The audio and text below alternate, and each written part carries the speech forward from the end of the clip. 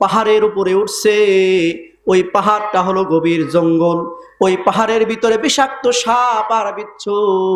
যখন এই নাফরমানদেরকে ওই পাহাড়ের উপরে উঠানো হয়েছে, চতুর্দিক দেয়া সাপ আর বিচ্ছুগুলো তাকে ঘেরাও করে ধরবে। সাপ বিচ্ছুদেব তাকে ধ্বংসন করবে। তার প্রতিটা শিরায় শিরায়, প্রতিটা হাড়ে, প্রতিটা লোমের গোড়ায় গোড়ায় এর বিষাক্তগুলো ঢুকে যাবে। এক একটা দংশনে এসে 40 বছর পর্যন্ত কুকাতে থাকবে।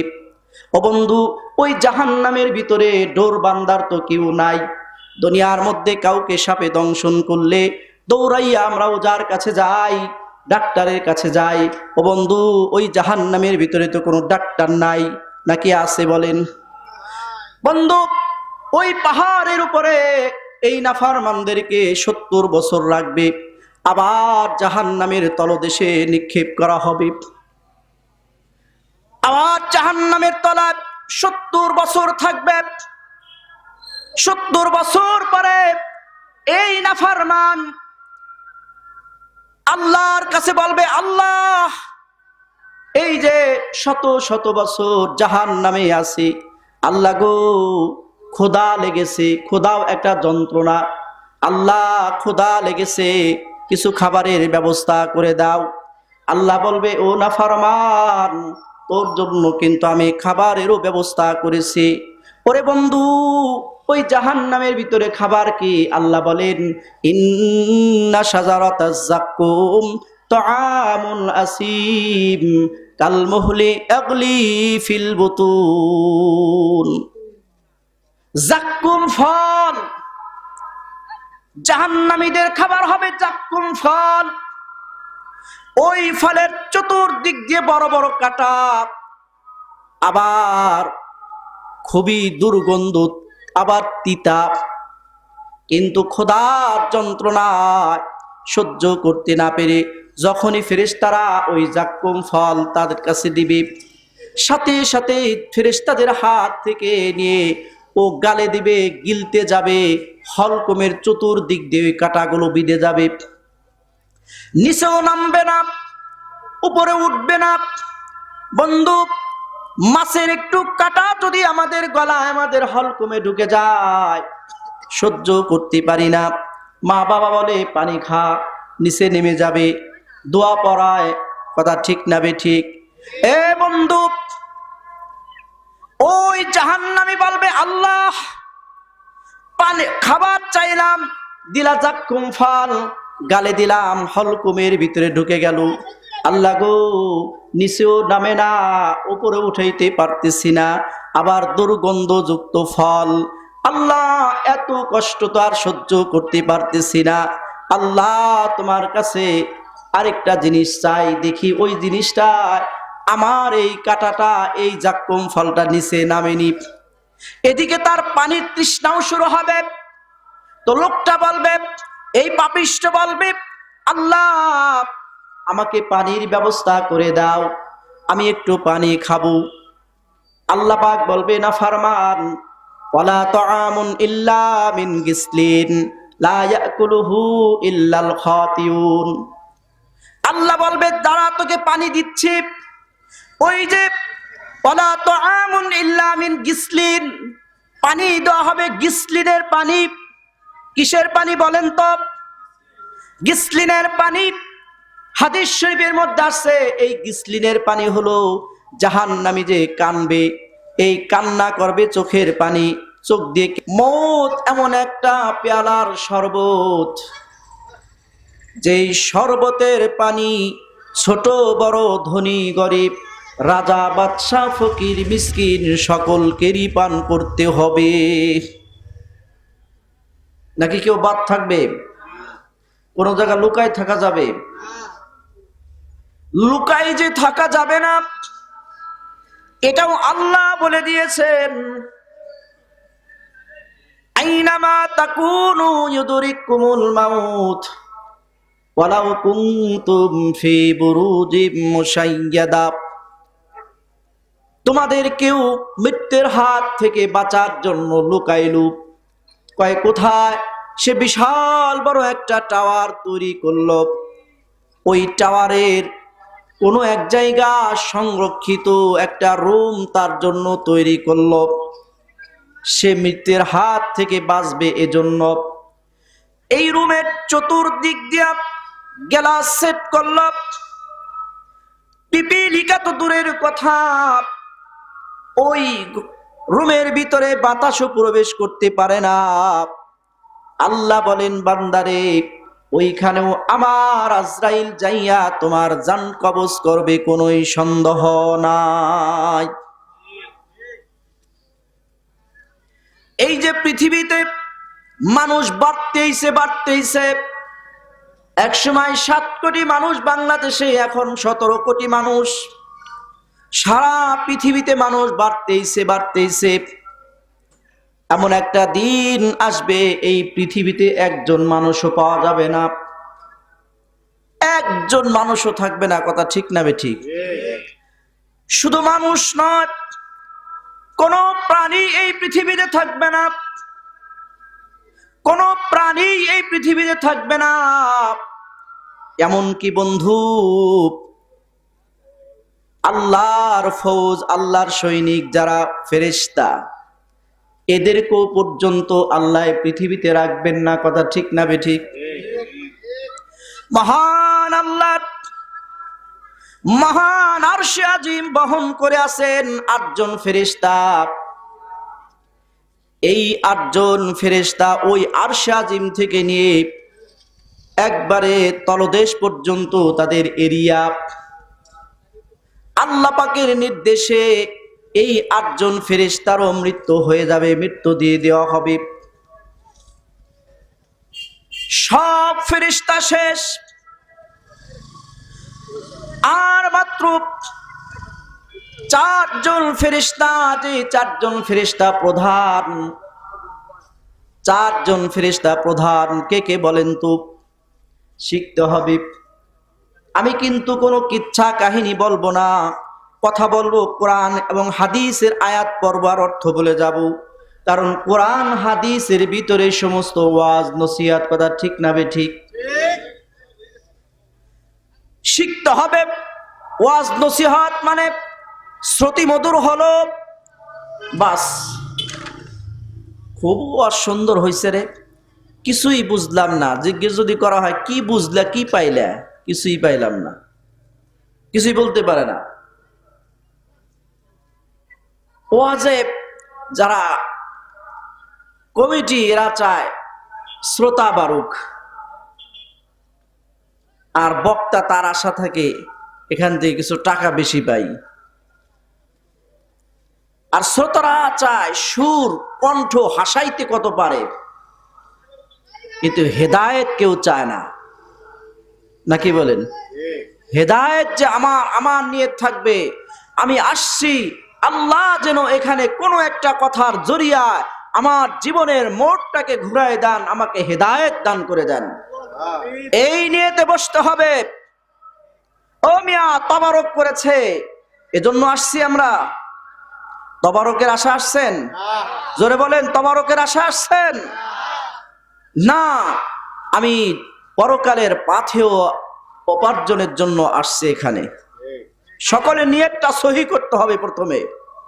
কথা ঠিক না ঠিক? তাহলে এই যে রাত জেগে আপনারা ওয়াজে বসছেন, কোনো ফায়দা হবে না, কোনো ফায়দা হবে না। 50,000 1 লক্ষ টাকা দিয়ে বক্তা আনা হলো, বাজেট করে। কি হলো? এই বক্তা যে ওয়াজ করলেন, ওই বক্তারও কোনো লাভ হলো না, এবং যারা আসলো তাদেরও কোনো লাভ হলো না। এটাই মাসআলা।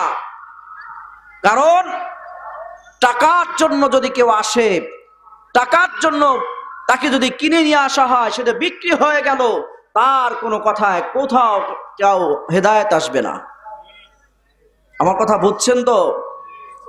যতটুকু সময় আমরা বসবো, আমাদের নিয়তটাকে খালেস করে নিব, না আমি হেদায়েতের জন্য আসছি, আমি কোরআন হাদিস থেকে কিছু কথা শুনবো, আমার যাতে দুনিয়া এবং আখিরাতে কামিয়াবি হয়, এই আশা নিয়ে আসছি।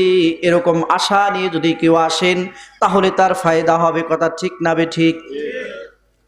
তো ভাইয়েরা আমার, বলতেছিলাম এক সময় এই পৃথিবীতে কোনো মানুষ থাকবে না, কোন প্রাণী থাকবে না, আল্লাহর যে ফৌজ সৈনিক ফেরেশতাগণ এরাও থাকবে না, এদেরকেও আল্লাহ শেষ করে দিবেন। সর্বশেষ আছেন মাত্র 4 জন ফেরেশতা। কয়জন বলেন? ফেরেশতাদের ভিতরে প্রধান 4 জন, জিব্রাইল, মিকাইল, ইসরাফিল আর হলেন আজরাইল। এই প্রধান 4 জন ফেরেশতা আছেন। এদের ধারণা, আল্লাহ যেহেতু আমাদেরকে ফেরেশতাদের ভিতরে প্রধান বানিয়েছেন, আমাদেরকে আল্লাহ মৃত্যু দিবেন না, সব কিছুই তো আল্লাহ শেষ করে দিলেন, আমাদেরকে আল্লাহ রেখে দিছেন, রেখেই দিবেন। কিন্তু হঠাৎ একদিন আজরাইলকে বলবেন, আজরাইল, ওই জিব্রাইলের জান কবজ করো, জিব্রাইলের জানটা হরণ করো। হায় হায়, কি কর! আল্লাহর মহান আরশে আজিম এই অর্ডার, আল্লাহর এই নির্দেশনার সাথে সাথে আল্লাহর আরশে আজিম বিনয়ের কণ্ঠে আল্লাহর কাছে বলবেন, আল্লাহ, আমি আরশ জানি, এই যে জিব্রাইলের মৃত্যুর কথা তুমি বললা, এই জিব্রাইল হাজার হাজার বার তোমার কাছে আসছে, তোমার খবর দুনিয়ায় তিনি পৌঁছিয়েছেন, তোমার ওহীর বাণী দুনিয়ায় নিয়ে গেছেন, দুনিয়ার খবর তোমার কাছে পৌঁছিয়েছেন, হাজার হাজার বার আসছেন। আল্লাহ, অন্তত পক্ষে আল্লাহ তুমি এই জিব্রাইলকে বাকি রেখে দাও, জিব্রাইলকে তুমি মৃত্যু দিও না। আল্লাহর আরশে আজিম আল্লাহর কাছে আবেদন করবে। আল্লাহ পাক কি বলবেন? উসকুত, আরশ চুপ করো। ফাকাদ কাতাবতুল মাউত আলা মান কানা তাহতা আরশি। আরশ, তোমার নিচে যারা আছে, আমি আল্লাহ ওইগুলোকে সৃষ্টি করার আগেই সিদ্ধান্ত করে রেখেছি, ওইগুলো আমি কিছুই রাখবো না। আমি সৃষ্টি করেছি, আমি শেষ করে দিব, এগুলো সৃষ্টিকর্তা আমি, আমার সাথে কোনো শরীকদার কেউ ছিল না। এখানে একটা জিনিসও আল্লাহ বুঝাইতেছেন, দেখো সৃষ্টিকর্তা আমি, এগুলোর দেখাশোনাও আমি আল্লাহ করেছি, আমার সঙ্গে দ্বিতীয় আরেকজন ছিল না। তোমরা যে আমার সঙ্গে শরীক করেছিলা, কয় ওই শরীকদার কোনোদিন আমার সাথে ছিল না, এটা আমার সাথে তোমরা বড় অন্যায় করেছো। ইন্নাশ শিরকা লাযুলমুন আযীম, গুনাহের ভিতরে সবচাইতে বড় গুনাহ হলো আল্লাহর সঙ্গে শরীক করা। কথা ঠিক না বেঠিক? আল্লাহ বলবেন, আরশ, তোমার নিচে যা আছে আমি আল্লাহ আগেই সিদ্ধান্ত করে রেখেছি, সব কিছুই ধ্বংস করে দিব। মানুষ মারা যাবে, জিন্নাতদেরকেও মেরেছি, সব প্রাণীদেরকেও মেরেছি, এখন ফেরেশতাদেরকেও আমি মৃত্যু দিয়ে দিচ্ছি। এ আজরাইল, জলদি জিব্রাইলের জান হরণ করো। আজরাইল জিব্রাইলের জান হরণ করবেন, মিকাইলের জানও হরণ করবেন, ইসরাফিলের জানও হরণ করবেন। 4 জনের 3 জন চলে গেছেন, আর কয়জন আছেন বলেন? আর কয়জন আছেন? কে আছেন? কে আছেন বলেন? আল্লাহ পাক বলবেন, আজরাইল, আসমানে জমিনে সব জায়গায় দেখো, কোথাও কোনো প্রাণী আসেনি, কোথাও কোনো ফেরেশতা আসেনি, একটু ঘুরে দেখো। হযরত আজরাইল মুহূর্তের ভিতরে আসমান এবং পৃথিবীতে তন্ন তন্ন করে খোঁজ করে আসবেন। কান্না জড়িত কণ্ঠে আল্লাহর কাছে বলবেন, আল্লাহ, আমি সব জায়গায় তন্ন তন্ন করে খোঁজ করেছি, না আল্লাহ, কোথাও কাউকে পাই নেই। শুধুমাত্র দেখতেছি আরশে আল্লাহ তুমি, আর এই আরশের নিচে আমি আজরাইল আছি, আর কেউ নাই। আল্লাহ পাক তখন বলবেন, কোরআনের শব্দ, কোরআনের আয়াত, কি বলবেন আল্লাহ? ইন্নাকা মাইয়িতুন, এরে আজরাইল তোর জানটা বের করে আমার কাছে দে, তুইও মরে যা। আজরাইল বলে, আল্লাহ এটা আবার কেমন কথা তুমি বললা? আমার জানটা বের করে তোমার কাছে দিব, আমারও মৃত্যু হবে, এটা তো আমি জানতাম না। আল্লাহ এটা যদি জানতাম তাহলে আমি বনি আদমের জান কবজ করার দায়িত্ব গ্রহণ করতাম না। কেউ না জানলে আমি তো জানি জান কবজের সময় কত কষ্ট, কত যন্ত্রণা হয়, আবার আমার নিজের জান নিজে বের করে দিতে হবে। আল্লাহ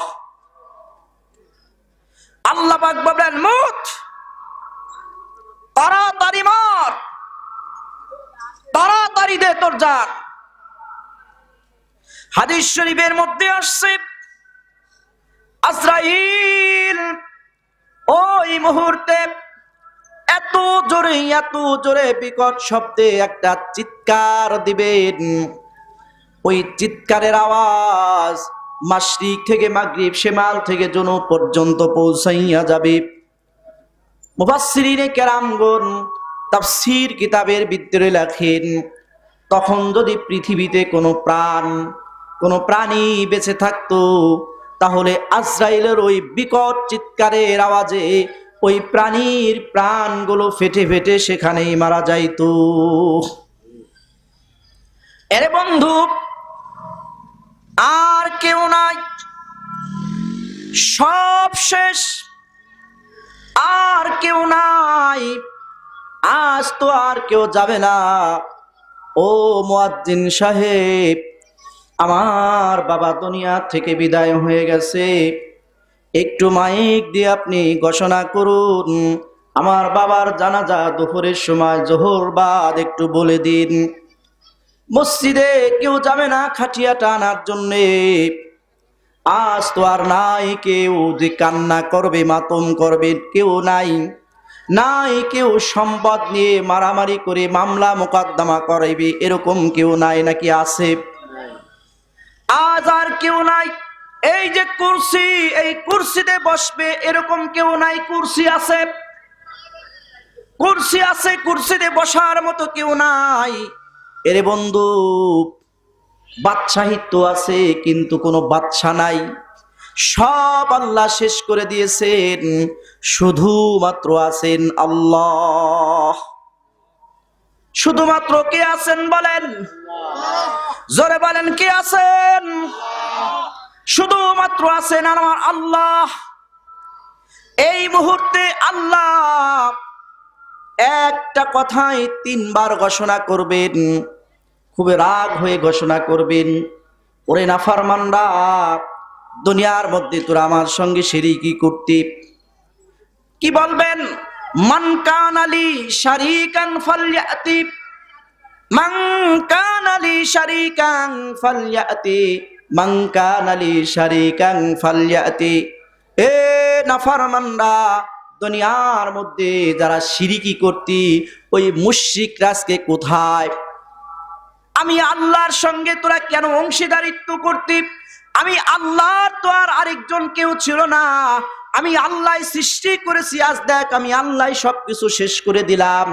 আরেকজন যদি প্রভু থাকতো তাহলে সে তো অবশ্যই বাধা দিত, আল্লাহ তুমি কেন, তোমার কি একার পাওয়ার নেই যে তুমি এগুলো সব শেষ করে দিবা? আল্লাহর কি আরেকজন এরকম অংশীদারি ছিল নাকি বলেন? এরকম তো আরেকজন ছিল না।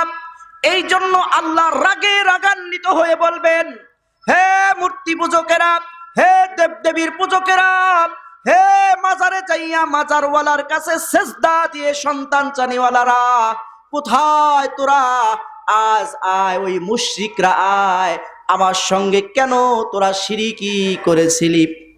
এরে বন্ধু, আমি নিজ চোখে দেখেছি, ওই যে সিলেটের মাজারে মাগুর মাছ আছে, যে সমস্ত মহিলাদের বাচ্চা কাচ্চা হয় না, এই মাগুর মাছকে খাদ্য খাবার খাওয়াইয়া ওই মাগুর মাছের যে শীতলাগুলো আছে ওইগুলো তল পেটে ডলে আর বলে আমাকে একটা বাচ্চা দিও, একটা সন্তান দিও।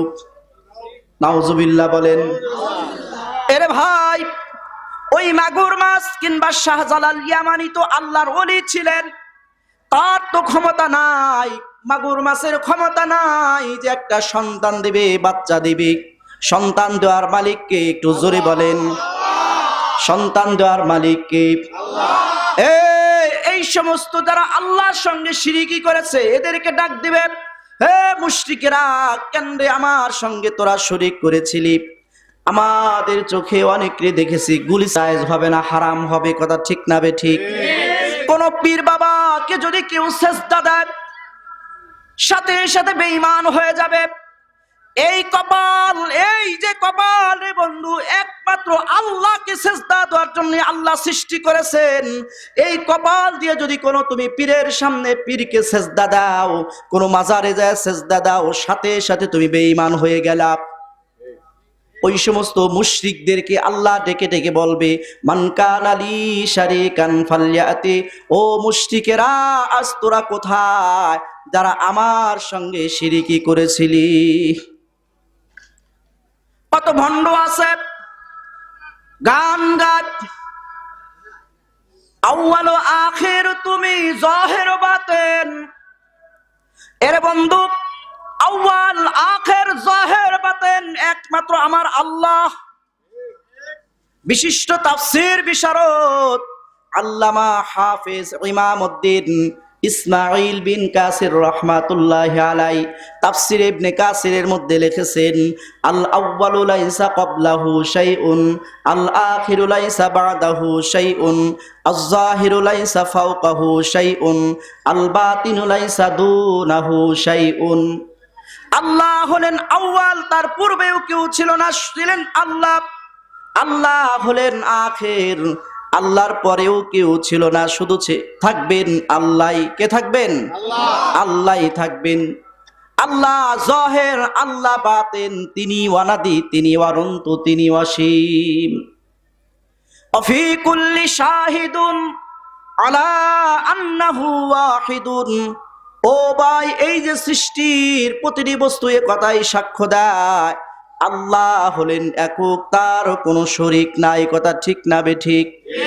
কথাগুলো আপনাদের কাছে অনেক খারাপ লাগতেছে, বাস্তব কথা হলো এটা। আমাদের চোখের সামনে আপনারা বেঈমান হয়ে শিরকি করে মুশরিক হয়ে মরবেন, এটা তো আমরা দিতে পারি না, কথা ঠিক না বে ঠিক? ও ভাই, লাইসা মাহু ইলাহুন ইউকশা, আযাব গজব একমাত্র ভয় করতে হবে কার? আল্লাহ শাস্তি দিতে পারেন, আল্লাহ মারতে পারেন, আল্লাহ আযাব দিতে পারেন, তাছাড়া কারো আযাব দেওয়ার মতো কেউ নাই। আল্লাহর সঙ্গে এমন কেউ নাই লাইসা মাহু শাইউন যে ওই লোকটা আযাব দিতে পারে, ওই লোকটাকে আমরা ভয় করব, একমাত্র ভয় করব আমার আল্লাহকে। ওয়ালা হাজাবা ইউরশা ওয়ালা রাব্বা ইউরজা ওয়ালা উজিরা ইউতাব, কোন উজির নাই, কোন নাজির নাই আমার কাজ উদ্ধার করে দিবেন, একমাত্র কাজ উদ্ধারকারী হলেন আল্লাহ। ওয়ালা হাজাবা ইউরশা, নাই নাই কোন দরখাস্ত মঞ্জুরকারী কেউ, একমাত্র আপনার মুনাজাত, আপনার দরখাস্ত মঞ্জুরকারী হলেন কে বলেন? আল্লাহ। কে জোরে বলেন? আল্লাহ।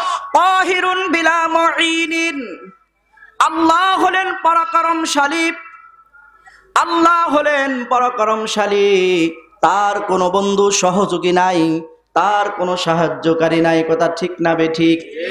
আল্লাহ এই যে বিশাল আসমান তৈরি করেছেন, বেগাইরি আমাদিন তারাউনাহা, খুঁটিহীন, কোনো খুঁটি নাই, আল্লাহ সৃষ্টি করেছেন। ইন্নামা আমরুহু ইযা আরাদা শাইআন আইয়াকুলা লাহু কুন ফায়াকুন, শুধু বলছেন হও আর সাথে সাথেই হয়ে গেছে। মুদাব্বিরুন বিলা মুশিরিন, আল্লাহ এই বিশ্ব জাহানের ব্যবস্থাপক। বিশ্ব জাহানের ব্যবস্থাপক কে বলেন? বিশ্ব জাহানের ব্যবস্থাপক একমাত্র আমার আল্লাহ। তার কোনো পরামর্শক নাই। এরে বন্ধু, এই যে মাহফিলটা সাজাইয়াছেন, কত জনের কত পরামর্শ দরকার হয়েছে, সহযোগিতার দরকার হয়েছে। আল্লাহ এই যে বিশাল আসমান বিশাল জমিন সৃষ্টি করেছেন, কারো কাছে কোনো পরামর্শ করেন নাই, কারো কাছে কিছু সাহায্য চান নাই। আল্লাহ শুধু বলছেন হও, সাথে সাথেই হয়ে গেছে। কথা ঠিক না বেঠিক? কদিমুন বিলা ইন্তেহাইন। আল্লাহ হলেন অনাদি, তার কোনো আদি নাই। আমাদের যেমন আদি আছে, আমাদের আদি হলেন আদি পিতা আদম আলাইহিস সালাতু ওয়াস সালাম। আল্লাহর কিন্তু কোনো আদি নাই। কথা ঠিক না বেঠিক? তিনি ওয়ানাদি, কদিমুন বিলা ইন্তেহাইন ওয়া দাইমুন বিলা ইন্তেহাইন। আল্লাহ হলেন চিরন্তন, তার কোনো অন্ত নাই। আল্লাহু লা ইলাহা ইল্লা হুয়াল হাইয়ুল কাইয়্যুম লা তা'খুযুহু সিনাতু ওয়ালা নাওম। আল্লাহ হলেন চিরঞ্জীব, তিনি সর্বসত্তার ধারক। তন্দ্রা এবং নিদ্রা কোনোদিন কোনো একটা মুহূর্তের জন্য আল্লাহকে স্পর্শ করতে পারে না। নাকি পারে? ও ভাইরা আমার, ওয়াকুল্লু শাইইন হালিকুন ইল্লা ওয়াজহুহু। ওই আল্লাহ ছাড়া সব কিছুই ধ্বংস হয়ে যাবে, শুধুমাত্র থাকবেন ওই আল্লাহ। শুধুমাত্র কে থাকবেন বলেন? জোরে বলেন, কে থাকবেন? ভাইরা আমার, সব শেষ, কিচ্ছু নাই। এই বিশাল 7টা আসমান আর 7 জমিন আছেন। আপনাদের পরিচিত কথা দিয়েই দেন ওয়াজ করতেছি। 7 আসমান আর 7 জমিন আছে। আল্লাহ পাক তার কুদরতি হাত দিয়ে 7 আসমান আর 7 জমিন পাকড়াও করবেন। 7 আসমান আর 7 জমিন আল্লাহর কুদরতি হাত দিয়ে পাকড়াও করে কয়েকটা ভাঁজ করবেন। যেমন দুপারা কাপড় ধোয়ার জন্য নদীর ঘাটে কাপড়কে কয়েকটা ভাঁজ করে, এরপরে পাথরের উপর পরিষ্কার করার জন্য আঘাত করে। আমার আল্লাহ এই 7 আসমান আছে আর 7 জমিন আছে, এটাকে তার কুদরতি হাত দ্বারা পাকড়াও করবেন। পাকড়াও কইরা আল্লাহ পাক 3টা আছাড় মারবেন। কয়টা আছাড় বলেন? 3টা আছাড় মারবেন। খেয়াল করে শুনেন, 3টা আছাড় মারবেন। প্রথম আছাড় যখন আল্লাহ পাক দিবেন, তখন আল্লাহ বলবেন আনাল মালিক। কি বলবেন? আনাল মালিক, এই আমি অধিপতি, আমি বাদশা।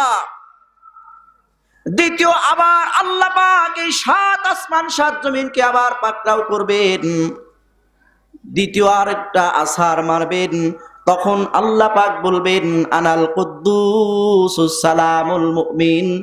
আমি আল্লাহ হলাম পবিত্র, আমি আল্লাহই হলাম শান্তি, আমি আল্লাহই হলাম নিরাপত্তা বিধায়ক।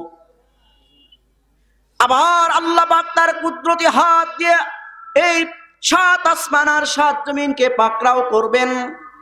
তৃতীয় আছাড় মারবেন। তৃতীয় আছাড় দিয়ে আল্লাহ পাক বলবেন আনাল মুহাইমিনুল আজিজুল জব্বারুল মুতাকাব্বির। আমি আল্লাহই হলাম প্রবল, আমি আল্লাহই হলাম পরাক্রমশালী, আমি আল্লাহই হলাম রক্ষক, আমি আল্লাহই হলাম অতীব মহিমান্বিত। 7 আসমান 7 জমিনকে আল্লাহ পাক শেষ করে দিলেন। এখন কিন্তু আর কিছুই নাই। কথা ঠিক না বেঠিক? আর কিছু আছে? আর কিচ্ছু নাই, কিছুই নাই। আল্লাহ জাল্লা শানুহু এখন নির্দেশ দিবেন হাসরের ময়দান কায়েম হয়ে যাওয়ার জন্য। ভালো করে খেয়াল করে শুনেন, আল্লাহ নির্দেশ দিবেন হাসরের ময়দান কায়েম হয়ে যাওয়ার জন্য। আল্লাহ নির্দেশে হাসরের ময়দান কায়েম হয়ে যাবে। হাসরের ময়দানে সেদিন সব মানুষগুলো উঠে যাবে। বিশাল হাসরের ময়দান, সব মানুষ সেদিন হাসরের ময়দানে এই কোটি কোটি মানুষের সামনে আল্লাহ রাব্বুল আলামিন বজ্র কণ্ঠে রাগে রাগান্বিত হয়ে ভাষণ দিতে থাকবেন, বলতে থাকবেন। কি বলতে থাকবেন? আল্লাহ বলবেন আইনাল মুতাকাব্বিরুন, আইনাল মুতাকাব্বিরুন। ও দুনিয়ার রাজা বাদশারা, অহংকারী রাজা বাদশারা, অহংকারী নেতারা, অহংকারী জমিদারেরা, অহংকারী টাকা পয়সা আলারা যারা দুনিয়ার মধ্যে অহংকারী করেছিলা, কোথায় তোমরা আজ বের হয়ে আসো? তোমরা তো দুনিয়ার মধ্যে অহংকারী করে অনেক কিছুই করেছিলা, এই অহংকারী আজ কোথায়?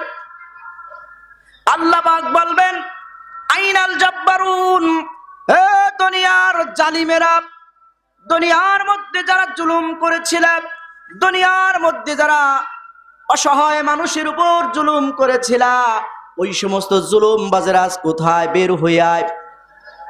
আল্লাহ পাক বলবেন, আইনাল মুলুকুল আরদ, এ দুনিয়ার রাজা বাদশারা যারা দুনিয়ার মধ্যে অল্প কিছুদিনের রাজাগিরি বাদশাগিরি পেয়ে মানুষের উপর ক্ষমতার অপব্যবহার করেছিল, ওই সমস্ত রাজা বাদশারা কোথায় আজকে আয়?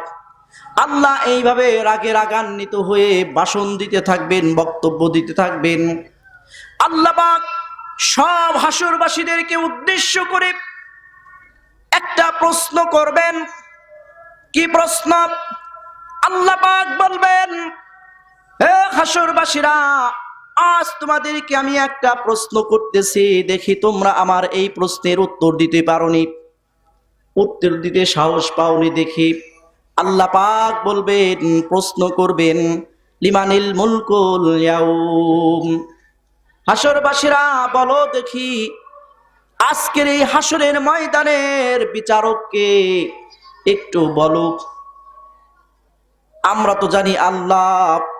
ও বন্ধু, ওই হাসরের ময়দানে আল্লাহর এই প্রশ্নের উত্তর কোন নবী রাসূল পর্যন্ত দেওয়ার সাহস পাবে না, থর থর করে কাঁপবে।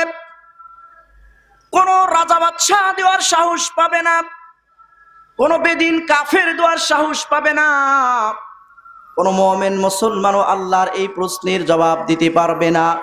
আল্লাহ যে নিজে প্রশ্ন করেছেন, নিজের প্রশ্নের উত্তর নিজেই উত্তর দিয়ে বলবেন, লিল্লাহি ওয়াহিদিল কাহ্হার। আজ এই হাসরের ময়দানের একচ্ছত্র মালিক হলাম আমি আল্লাহ। আজ এই হাসরের ময়দানের বিচারক আমি। হে দুনিয়ার প্রতাপশালীরা, হে দুনিয়ার রাজা বাদশারা, হে দুনিয়ার জালিমেরা, হে দুনিয়ার অহংকারীরা, আজ তোমরা আইনাল মাফার, ভাগবা কোথায়, পালাবা কোথায়, কোথায় যাবা? ও বন্ধু, ওই হাসরের ময়দান থেকে পালাবার তো কোনো জায়গা নাই, কথা ঠিক না বেঠিক?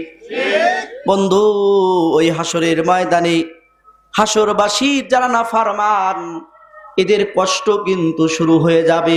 কিসের কষ্ট? কষ্ট প্রথম শুরু হবে এই যে বর্তমান যে সূর্যটা আমরা দেখতেছি, এই সূর্যটা 9,33,00,000 মাইল উপরে। সূর্যর যে আলোটা দেয়, মুখটা উপরের দিকে, পিঠের আলোটাই দুনিয়ায় আসে, ওটাই কিন্তু রৌদ্র।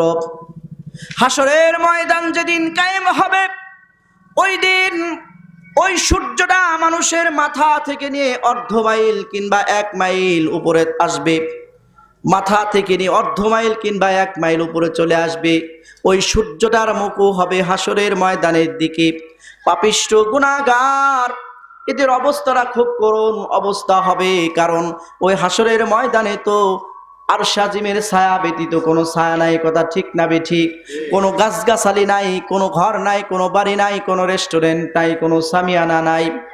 পাপিষ্ঠ গুনাহগার, বেঈমান, মুনাফিক, জালেম, অহংকার, এদের মাথার চান্দি ফেটে মগজগুলো গলে গলে নাক কান বেয়ে পড়তে থাকবে, জিহ্বাটা ঝুলে নাভিস্থল পর্যন্ত চলে আসবে, পানি পানি বলে চিৎকার হতে থাকবে। খুবই করুণ অবস্থা, খুবই কষ্টের অবস্থা হবে ওই হাসরের ময়দানে। হাসরবাসীদের, পাপিষ্ঠ যারা, তাদের সব হাসরবাসীরা বলা বলি করবে, আরে এত কষ্ট তো আর সহ্য করা যায় না, অথচ কষ্টের কিছুই না, কিছুই না, মাত্র তো শুরু। তারা বলা বলি করবে, আল্লাহ পাক যদি এই যে দীর্ঘ বছর দীর্ঘদিন আমরা হাসরের ময়দানে এই কষ্ট ভোগ করতেছি, আল্লাহ পাক এখনো বিচারের কাজ আরম্ভ করেন নাই। আল্লাহ পাক যদি দয়া করে বিচারের কাজটা আরম্ভ করে দিতেন, তাহলে জাহান্নাম কিংবা জান্নাত যদি পাই, যেখানে যাওয়ার সেখানেই যাইতাম। হাসরের ময়দানে আর টিকতে পারতেছি না। আল্লাহ তুমি বিচারের কাজটা দ্রুত শুরু করে দাও। কিন্তু তাদের কথায় তো আর বিচার শুরু হবে না। কথা ঠিক না বেঠিক? পরামর্শ করবে কি করা যায়, কে আল্লাহর কাছে আমাদের এই হাসরের ময়দানের বিচারের কাজ শুরু হবে এই জন্য সুপারিশ করবে আল্লাহর কাছে, কে বলতে পারবেন? সবাই পরামর্শ করবে। একজন তো আছেন আবুল বাশার, সবার বাবা, সবার অভিভাবক, মানুষের প্রথম মানুষ, কে আদম আলাইহিস সালাতু ওয়াস সালাম। পরামর্শ করবেন চলো যাই ওই আদমের কাছে, তার কাছে যাইয়া একটু আমরা আবেদন করি, তিনি যেন আমাদের জন্য আল্লাহর কাছে একটু সুপারিশ করেন যে আল্লাহ যেন এই হাসরের ময়দানের বিচারের কাজ আরম্ভ করে দেন। বা সবাই আদমের কাছে চলে যাবেন, যায় তাদের কথাটা বলবেন, ওগো আল্লাহর নবী, ওগো আবুল বাশার, সকলের বাবা, আমাদের বাবা, আপনি আমাদের জন্য আল্লাহর কাছে এই সুপারিশটা করুন যে আল্লাহ যাতে দ্রুত এই হাসরের ময়দানের বিচারের কাজটা আরম্ভ করে দেন। আদমের কাছে যায় যখনই তারাই আবেদন করবে, আদম বলবেন, এ হাসরবাসীরা, আমি আল্লাহর কাছে এই কথাটা বলবো আমি পারবো না, আজ আমার সাহস নাই। কারণ আল্লাহ আজকে যে রাগে রাগান্বিত হয়েছেন, পূর্বে এরকম কোন রাগে রাগান্বিত হন নাই, পরও হবেন না। আজ যে তিনি রাগে রাগান্বিত হয়েছেন, আল্লাহর কাছে আমি কিছু বলবো এই সাহসটা আমার নাই। আদম ইয়া নাফসি বলতে থাকবেন। আদম বলবেন তোমরা চলে যাও নূহের কাছে। নূহ নবীও বলবেন আমিও পারবো না, তোমরা চলে যাও ইব্রাহিমের কাছে। ইব্রাহিমও বলবেন আমিও পারবো না। ইব্রাহিম বলবেন মূসার কাছে চলে যাও। মূসা নবীর কাছে যাবেন, মূসা নবীও বলবেন আমিও পারবো না। চলে যাও ঈসার কাছে, ঈসা নবী বলবেন আমিও পারবো না।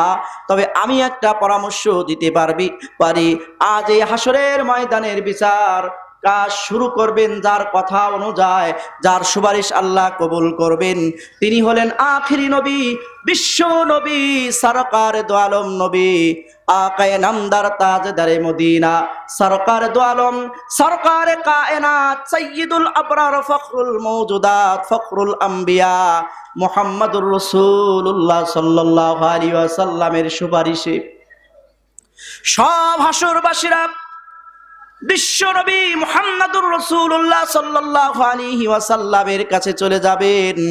তার কাছে যায় বলবেন, ওগো আখেরি নবী, দয়ার নবী, মায়ার নবী, রহমতের নবী, আজ এই হাসরের ময়দানে আমরা টিকতে পারতেছি না, আপনি আমাদের জন্য একটু সুপারিশ করুন। আল্লাহর কাছে আমাদের জন্য একটু সুপারিশ করুন, আল্লাহ যাতে দ্রুত এই হাসরের ময়দানের বিচারের কাজ আরম্ভ করে দেন।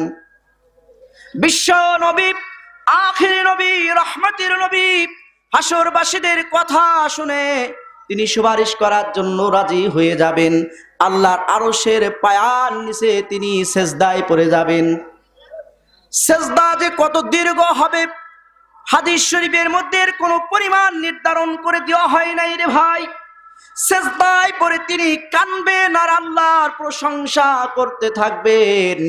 প্রশংসা করতে করতে কত আর করা যায়, ভাষায় আর তার জানা নাই।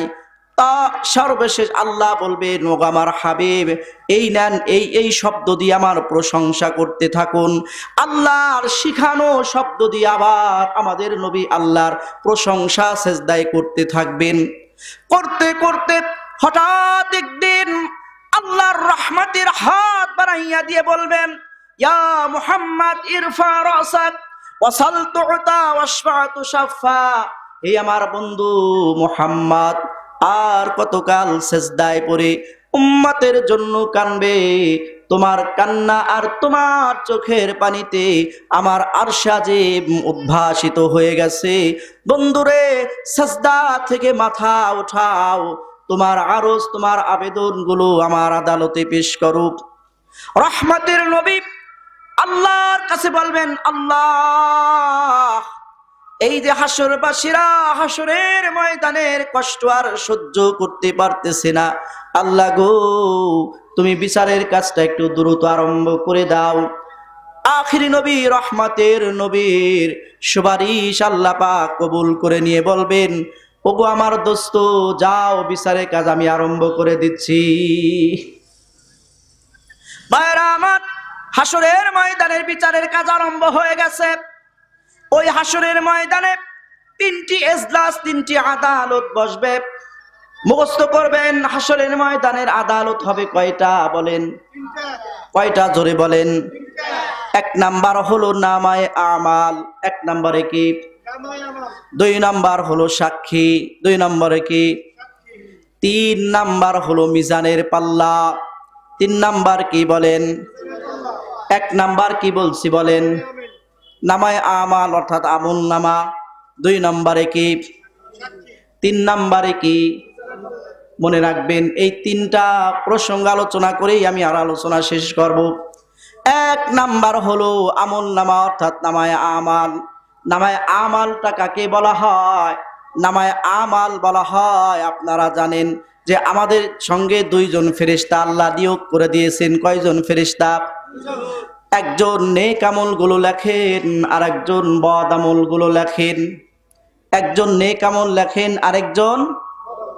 একজন মানুষের জীবনের শুরু থেকে নিয়ে মৃত্যু পর্যন্ত এই যে 2 জন ফেরেশতা লিখলেন, আমল লিখলেন, এই আমলগুলো লেখে বা সর্বশেষ তার নামে একটা ফাইল হয়। কি হয় বলেন? ফাইল হয়। নেককার বান্দা যে নেক আমল নামার ফাইল, কাল্লা ইন্না কিতাবাল আবরারি লাফি ইল্লিয়িন ওমা আদরাকা মা ইল্লিয়ুন কিতাবুম মারকুন। নেককার বান্দার আমল নামাটা 7ম আকাশের উপরে আরশে আজিমের নিচে সুন্দর কারুকার্জিত মনোরম পরিবেশের একটা জায়গা আছে। ওই জায়গাটার নাম হলো ইল্লিন। ওই জায়গাটার নাম কি বলেন? ওইখানে নেককার বান্দার আমলের ফাইলটা জমা হয়ে গেল। আর যারা নাফরমান বদকার, তার সারা জিন্দেগির আমল ওই যে একত্রিত করা হলো, একটা ফাইল হয়ে গেল, তার আমলটা রাখা হয়। কাল্লা ইন্না কিতাবাল ফুজ্জারি লাফি সিজ্জিন ওমা আদরাকা মা সিজ্জিন কিতাবুম মারকুম। 7ম জমিনের তলদেশে একটা সংকীর্ণ আযাবের জায়গা আছে, যেই জায়গাটার নাম হলো সিজ্জিন। সিজ্জিন মানেই হলো কয়েদখানা। ওইখানে ওই বদকার নাফরমানের ওই আমল নামাটা জমা হয়। হাসরের ময়দানে যে কায়েম হয়েছে প্রথম এজলাস, প্রথম আদালতটা কি বলেন তো? প্রথম আদালতটা কি? আমল নামা। ভুলে গেছেন নি? প্রথম যে আদালত সেটা হবে নামায়ে আমালের, আমল নামার। দ্বিতীয়টা হলো সাক্ষী, তৃতীয়টা কি? মিজান। খেয়াল করবেন, নাকি আপনাদের খেসুরির প্রতি মন গেছে? খেয়াল করেন, এটা মুখস্থ করবেন। এটা মনে করেন তাফসির মানে হলো এর ভিতরে ইসলামী জ্ঞান শিখতে হবে, খালি শ্রুতি মধুর করলে হবে না। এদিক খেয়াল করবে, আমার দিক খেয়াল করবেন। প্রথম আদালতটা কি? আমল নামার। এই যে আমল নামাগুলো জমা হলো নেককারদের হলো ইল্লিনের ভিতরে, আর বদকারদের কোথা? সিজ্জিনের ভিতরে। হাসরের ময়দানে যে কায়েম করছেন, আল্লাহ বিচার শুরু করেছেন।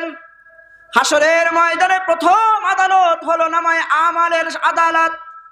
আল্লাহ পাক এই হাসরের ময়দানে আমল নামাগুলো বান্দার হাতে যথাযথভাবে পৌঁছে দেওয়ার জন্য বিশেষ বাতাস জারি করে দিবেন। ওই বাতাসে প্রত্যেক বান্দা বান্দির আমলের ফাইলগুলো তার হাতে পৌঁছাইয়া দিবে। নেককার বান্দা তার আমল নামা দেখবে ওই যে সামনের দিক দিয়ে উঠতে উঠতে আসতেছে। ফাআম্মা মান উতিয়া কিতাবাহু বিয়ামিনি। নেককার বান্দা তার আমল নামা ডান হাত দিয়ে ধরবে। বলেন কোন হাত দিয়ে ধরবে?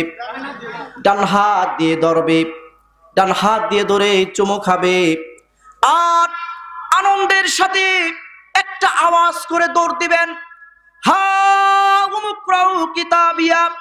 এই যে হামুন, এই হামুন শব্দের কোনো অর্থ নাই।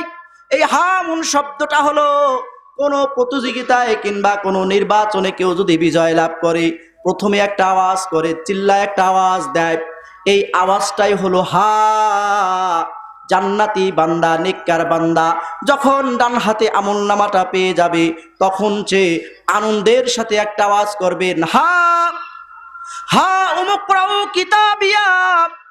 এ হাসরবাসীরা, এই যে দেখো আমাকে আল্লাহ পাক জান্নাতের সনদ দিয়ে দিয়েছেন। আমি বুঝতে পেরেছি আমার আমলনামাটা ডান হাতে দেওয়াই মানে হলো জান্নাতের সনদ পেয়ে যাওয়া। ওই লোকটা আনন্দের সাথে এক একজনকে দেখাইতে থাকবেন, বা সে আমলনামা নিয়ে জান্নাতে চলে যাবে। ও বন্ধু, যারা নাফরমান, ওই নাফরমানদের আমলনামা কোথায় জমা হয়েছে বলেন তো? কোথায় জমা হয়েছে? সিজ্জিনের ভিতরে। ওই নাফরমান তার আমলনামাটা ধরবে। কিভাবে ধরবে? তার আমলনামাটা সামনের দিক দিয়ে আসবে না, পিছনের দিক দিয়ে আসবে। ধরবে কিভাবে? এই নাফরমানের বুক ছিদ্র করে বাম হাতটা বুকের ভিতর দিয়ে ঢুকাইয়া পিঠ দিয়ে বের করে দেওয়া হবে। পিছনের দিক দিয়ে তার আমলনামা আসবে, বা সে পিছন দিক দিয়ে ধরবে। আর এই ডান হাতটাকে শিকল দিয়ে গলার সাথে বেঁধে রাখা হবে।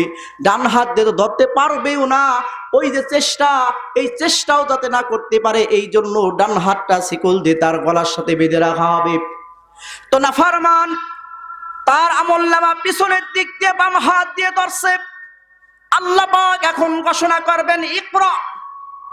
এ নাফরমান, পড় তোর আমলনামা পড়। কাফা বিনাফসিকাল ইয়াউমা আলাইকা হাসিবা। আজ তুই সিদ্ধান্ত দে, তুই জান্নাতি না জাহান্নামী। নাফরমান বলবে, আল্লাহ আমার চেহারা, আমার চক্ষু সামনের দিকে, আমলনামা পিছনের দিকে, আল্লাহ আমি কিভাবে পড়ব? আল্লাহ পাক বলবেন, ফেরেশতারা এই নাফরমানের চেহারাটা, চক্ষুটা পিছনের দিক করে দি। ফেরেশতারা তার মাথা ধরে পিছনের দিক তার চক্ষুটা, চেহারাটা করে দিবে। ওই সময়ে ঘাড়ের হাড়টা টাস করে ভেঙে যাবে। আযাব কিন্তু তার শুরু হয়ে গেছে, তার চক্ষু পিছনের দিকে গেছে। এখন আল্লাহ বলেন, পড়, ইকরা কিতাবাকা কাফা বিনাফসিকাল ইয়াউমা আলাইকা হাসিবা। এ নাফরমান, তোর আমলের ফাইল পড়। নাফরমান আমলের ফাইল পড়বে আর চক্ষুটা বড় করে এদিক সেদিক তাকাবে। হায় রে হায়, এই আমলনামার ভিতরে তো যা জীবনে করেছিলাম সব কিছুই উঠে গেছে। কোন নারীর সঙ্গে আমি কখন কোথায় একত্রে ঘুরেছিলাম, কোথায় আমি কি অপরাধ করেছিলাম, সবগুলোই তো এর ভিতরে দেখতেছি। হায় রে হা, এই অপরাধগুলো কি আমার সন্তানেরা, আমার আত্মীয় স্বজনেরা দেখে নাকি? ও বন্ধু, এমনও মানুষ আমরা সমাজে আছে এমন এমন অন্যায়ের সাথে জড়িত। আর যদি সন্তান কিংবা সমাজের লোক যদি ওই অন্যায় অপরাধের কথা জানতো, সমাজ আমাকে বয়কট করতো। কথা ঠিক না বেঠিক? সন্তানেরা পরিচয় দিত না, এ আমার বাবাও হতে পারে না, এত নিকৃষ্ট বাবা কোনোদিন হতে পারে না আমার। ও বন্ধু, সেদিন ওই তার আমলনামা পড়বে আর সে বলবে, মালি হাদাল কিতাব লা ইউগাদিরু সগীরাতান ওয়ালা কাবীরাতান ইল্লা আহসাহা। হাই হাই, এটা আবার কেমন অদ্ভুত আমলের ফাইল রে। জীবনে কোন দিন কোন সময় বড় ধরনের গুনাহ করেছিলাম, এটাও তো এর ভিতরে লেখা হয়ে গেছে। আবার জীবনে কোন দিন কোন সময় ক্ষুদ্র থেকে ক্ষুদ্র গুনাহ করেছিলাম। কয় একজনের দোকান থেকে একটা সুই নিয়েছিলাম, তার টাকাটা আমি দেই নেই। বাদাম খেতে গেছি, 5 টাকার বাদাম কিনছে, 2টা বাদাম ফাও খেয়ে ফেলছি। কয় ওই ফাও 2টা বাদামের কথাও আজকে উঠে গেছে। আমার ক্ষুদ্র থেকে ক্ষুদ্র যে নাফরমানি গুলো করেছিলাম এটাও তো বাদ পড়ে নাই। ওই নাফরমান চিল্লাইয়া চিল্লাইয়া আক্ষেপ করে করে কানবে আর বলবে, ইয়াকুলু ইয়া লাইতানি লাম উতা কিতাবিয়া। হায় রে হা, এমন আমলের ফাইল যদি আমার কাছে না আসতো, এটাই তো আমার জন্য ভালো ছিল। ওয়ালাম আদ্রিমা হিসাবিয়া। কিংবা দুনিয়ায় থাকা অবস্থায় ওই যে উলামায়ে কেরামগণ কোরআন হাদিস পড়ে পড়ে আমাকে দ্বীনের কথাগুলো বলেছিলেন, আজ যদি এই পরকালের হিসাবের কথা বিশ্বাস করি, উলামায়ে কেরামের কথাগুলো আমরা বিশ্বাস করতাম, ওই বিশ্বাস অনুযায়ী আমল করতাম, তাহলে তো আজকে এই বিপদের সম্মুখীন হতে হতো না। ক্বালু লাম নাকু মিনাল মুসাল্লিন, আরে আমি দুনিয়ায় কেন মুসল্লি হইলাম না, নামাজ কেন পড়লাম না, আজ বেনামাজি হয়ে আল্লাহর আদালতে আমি দাঁড়িয়েছি। ওরে বন্ধু, কত ভাই আছে যে ফজরের যে আজান হয় এই সুবহে সাদেকটা দেখার সৌভাগ্যটা আমার কপালে হয় নাই। এরকম অনেক বন্ধু অনেক ভাই আছে না নাই? ও বন্ধু, কি বলবো দুঃখের কথা, এই ওয়াজ নসিহতের কোনো দরকার নাই যদি আমল না করেন। কিসের ওয়াজ, কি ওয়াজ করব? ওরে বন্ধু, এমন পরিবার আছে ওই পরিবারের ভিতরে একজন লোক নামাজি নাই, না নাই আমাদের দেশে? এমনও গোষ্ঠী, এমনও পরিবার আছে ওই পরিবারের ভিতরে একটা লোকও কোরআন শরীফ পড়তে পারে না। কি জন্য আসছেন? এই যে তবারক খিচুড়ি খাওয়ার জন্য আসছেন নি? ওরে বন্ধু, ওই যে হাসরের ময়দানে ক্বালু লাম নাকু মিনাল মুসাল্লিন, কেন রে আমি নামাজ পড়ি নাই, কেন রে আমি নামাজ পড়ি নাই, সে আক্ষেপ করবে, চিল্লাইয়া কানবে, কিন্তু কোনো কাজ হবে না। কথা ঠিক না বেঠিক? বন্ধু, সেদিন বলতে থাকবে ইয়া লাইতাহা কানাতিল কাদিয়া, আল্লাহ আজ কেন তুমি আমাদেরকে জীবিত করলা? ওই যে আমাদেরকে মৃত্যু দিয়েছিলা, ওই মৃত্যুটাই যদি আখেরি মৃত্যু হতো, আর যদি তুমি জীবিত না করতা, এটাই তো আমাদের জন্য ভালো ছিল। কিন্তু বন্ধু, ওই যে হাসরের ময়দানে জীবিত হইলা, আর কিন্তু মৃত্যু নাই। কথা ঠিক না বেঠিক? হাসরের ময়দানে ওই লোকটা বলবে, কিংবা আজকে যে আমাকে জীবিত করেছো আল্লাহ, আজকে যদি তুমি আমাকে একটা আখেরি মৃত্যু দিয়ে দাও, এটাই তো আমার জন্য ভালো। কিন্তু ভাইরা আমার, হাসরের ময়দানে কিন্তু ওই যে জীবিত হয়েছে আর তার মৃত্যু হবে না। হাদিস শরীফের মধ্যে আসছে, জাহান্নামীদেরকে আল্লাহ পাক জাহান্নামীদের সামনে মৃত্যুকে উপস্থিত করবেন, যে কোনো একটা জীব জানোয়ার ধারণ করে তাদের সামনে মৃত্যুকে জবাই করে দেয়া বলবেন, ইয়া আহলান নার লা মাউতা ফিহা, হে জাহান্নামীরা, আজকে তোদের সামনে আমি মৃত্যুকে জবাই করে দিলাম, আর কোনোদিন তোদের মৃত্যু হবে না। কিন্তু ওই হাসরের ময়দানে হাসরবাসীরা নাফরমান, সে মৃত্যু কামনা করবে, ইয়া লাইতাহা কানাতিল কাজিয়া, কিন্তু তার আর মৃত্যু হবে না। কথা ঠিক না বেঠিক? বলবে মা আগনা আন্নি মালিয়া, আমি জমিদার ছিলাম, আমি তো অনেক মালের মালিক ছিলাম, আমার অনেকগুলো দোকানপাট ছিল, আমার অনেক সম্পদ ছিল, কো আজকে তো কোনো সম্পদ আমার কাজে আসতেছে না, কোনো কিছুই তো আজকে আমার কাজে আসতেছে না। সে আক্ষেপ করবে আর বলবে, কেন রে এগুলো করতে গেছিলাম, যদি ইবাদত বন্দেগী করতাম তাহলে তো এটাই তো আমার জন্য আজকে ভালো ছিল। কথা ঠিক না বেঠিক? বলতে থাকবে হালাকা আন্নি সুলতানিয়া, আল্লাহ পাক আমার সুলতানাত দিয়েছিলেন, বাদশাহিত্ব দিয়েছিলেন, ক্ষমতা দিয়েছিলেন, আমি চেয়ারম্যান হয়েছিলাম, আমি মেম্বার হয়েছিলাম, আমি সমাজপতি হয়েছিলাম, কো আজকে তো কোনো কিছুই কাজে আসতেছে না, সব ফাও, কোনো কিছুই আজকে আমার উপর আসতেছে না। সে কপাল থাবড়াবে আর মাথাটা নিচের দিক দিয়ে বলতে থাকবে, মান্না করদাম খলকেতা সুদে কোনাম বলকেতাবার বন্দেগা জুদে কোনাম, রোজে মাহশার হর নেহা পয়দা সওয়াদ, হামজে খুদ হর বজরে মে রসোয়া সওয়াদ। আমার ইবাদত আজকে আমার জন্য উপকার হইতো, কেন রে আমি ইবাদত করি নাই, এই জন্য তো আজকে হাসরের ময়দান আমার এই অবস্থায় পরিস্থিতি হচ্ছে। এই লোকটা আক্ষেপ করবে, চিল্লাইয়া কানবে আর বলতে থাকবে, আল্লাহ সংক্ষিপ্ত আকারে বাইরা আমি আমার আলোচনা শেষ পর্যায়ে নিয়ে আসতেছি। ওরে বন্ধু, এই লোকটা বলবে, আল্লাহ আমল নামার যে আদালত, আমল নামা পড়ে আমি সব কিছুই দেখেছি, সব কিছুই পেয়েছি, জীবনে যা করেছিলাম সব কিছুই ওর মধ্যে উঠে গেছে, কিছুই বাদ পড়ে নাই। আল্লাহ, যে হাত, যে পা, যে কান, যে নাক, যে চক্ষু দিয়ে আমি গুনাহ করেছিলাম, অন্যায় করেছিলাম, আজ যদি তোমার আদালতে এই হাত, এই পা, এই চোখ, এই কান সাক্ষ্য দিতে পারে, তাহলে আমি আশ্বস্ত হব, আমি বিশ্বাস করব যে আমি এই গুনাহ করেছিলাম, এই অন্যায়গুলো করেছিলাম। সাথে সাথে আল্লাহ পাক আল-ইয়াওমা নাখতিমু আলা আফওয়াহিহিম ওয়া তুকাল্লিমুনা আইদিহিম ওয়া তাশহাদু আরজুলুহুম বিমা কানু ইয়াকসিবুন। এই যে জবান দিয়ে সে কথা বলতেছে, সাথে সাথে জবানটা বন্ধ করে দিবেন, তার হাতের জবান খুলে দিবেন। দস্তে গুয়াদ মানসুনি দুজুদি দাম লাব্বে গুয়াদ মানসুনি বুসি দাম। এই হাত দ্বারা যত অপকর্ম করেছে, যত অবৈধ লেনদেন করেছে, যত সুদ ঘুষের টাকা সে ধরেছে, যত ধরনের অবৈধ টাকা পয়সা উপার্জন করেছে, হাতে আল্লাহর আদালতে সব সাক্ষ্য দিতে থাকবে। চশমে গুয়াদ করদা আমগম জাহারাম গোশে গুয়াদ সিদা আয়েসুয়ে কালাম।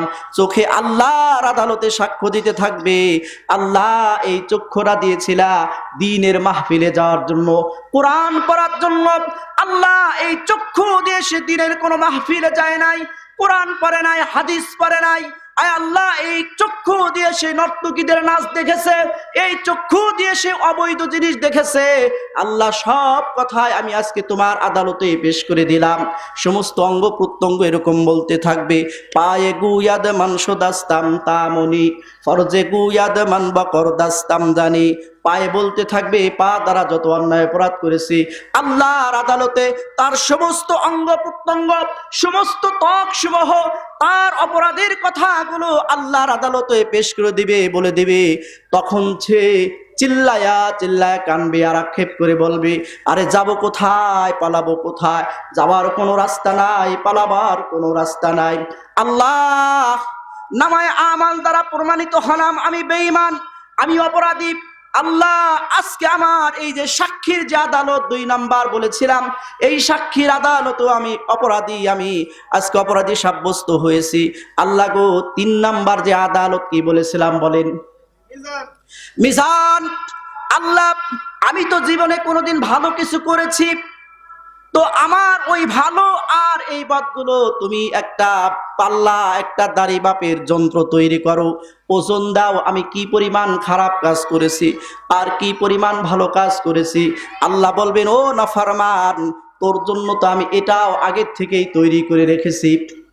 ওয়ানাদাউল মাওয়াজিনাল কিসতা লিয়াউমিল কিয়ামাহ। আল্লাহ পাক ওই হাসরের ময়দানে আমল মাপার জন্য বিশেষ এক ধরনের যন্ত্র তৈরি করবেন।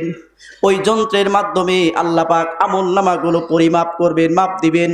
ওয়াল ওয়াজনু ইয়াওমা ইযিনিল হক ফামান সাকুলাত মাওয়াজিনুহু ফাউলাইকা হুমুল মুফলিহুন।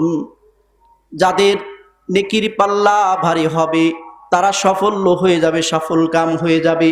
ওমান খাফফাত মাওয়াজিনুহু ফাউলাইকাল্লাযীনা খাসিরু আনফুসাহুম বিমা কানু বিআয়াতিনা ইয়াজলিমুন। যাদের গুনাহের পাল্লা ভারী হয়ে যাবে তাদের অবস্থাটা ওই দিন চূড়ান্ত হয়ে যাবে। তো ওই নাফরমান তার গুনাহের পাল্লায়, তার আমলগুলো যখন মিজানের পাল্লায় দেওয়া হবে, দেখা যাবে নেকির পাল্লা খালি, গুনাহের পাল্লা ভারী। নেকির পাল্লা খালি, গুনাহের পাল্লা ভারী। তখন নাফরমান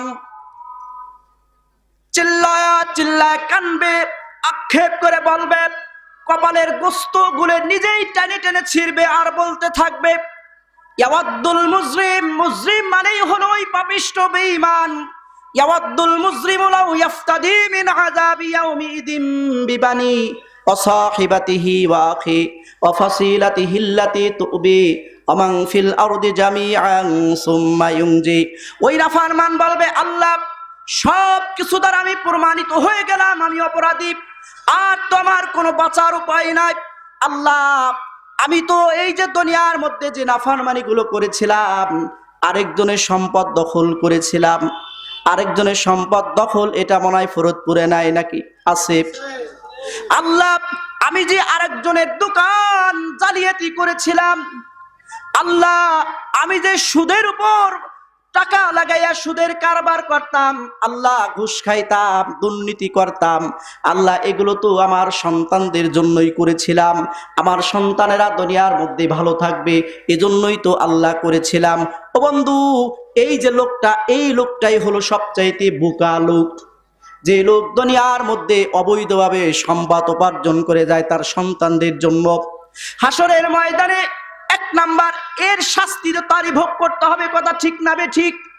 দ্বিতীয় নাম্বার, তুমি যে অবৈধভাবে এই সম্পদগুলো উপার্জন করে গেলা সন্তানদের জন্য, সন্তানরা রেখে খাইতেও পারে নাও খাইতে পারে। বেশিরভাগ অবৈধ সম্পদ উপার্জনকারী পিতামাতার সন্তানেরা গাঞ্জুটে হয়, বেশিরভাগ দেখা যায় তারা মাদক সেবী হয়, কথা ঠিক না বে ঠিক?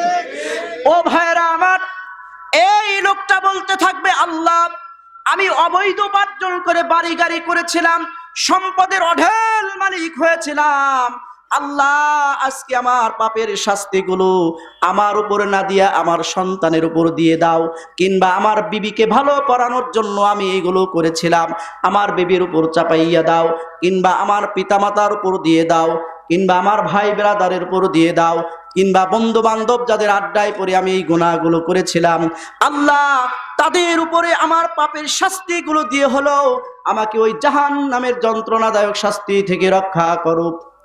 আল্লাহ পাক সাথে সাথে সাফ সাপটা জবাব দিয়ে বলবেন, কাল্লাহ কাল্লাহ, না না না, এটা কখনোই সম্ভব না।